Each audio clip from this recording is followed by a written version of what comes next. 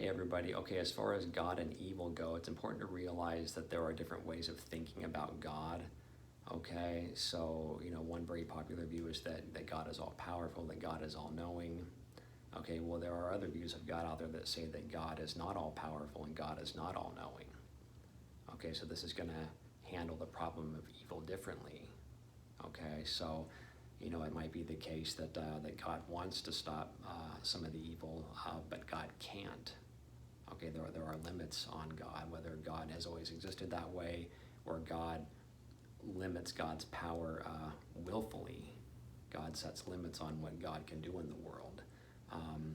We're going to get different answers to the question of evil.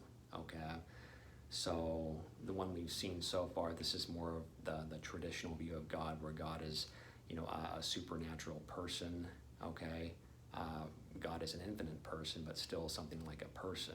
Okay, or if that sounds too small, we can say that God is a being itself, but God is still also personal. Okay, this is a God who literally does stuff.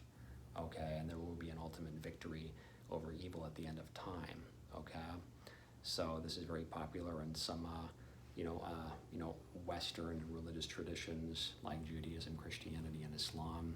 Okay, so while it might look like evil is winning now, it's just temporary. God will win in the end. Okay, whereas if you go to the people who say that God is not all powerful and God is not all knowing, some people argue that God could lose the battle with evil.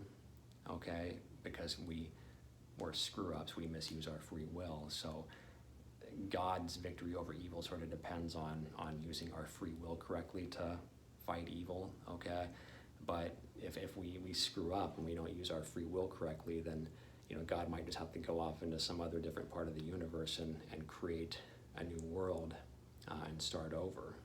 Okay, so there isn't just one way to think about God.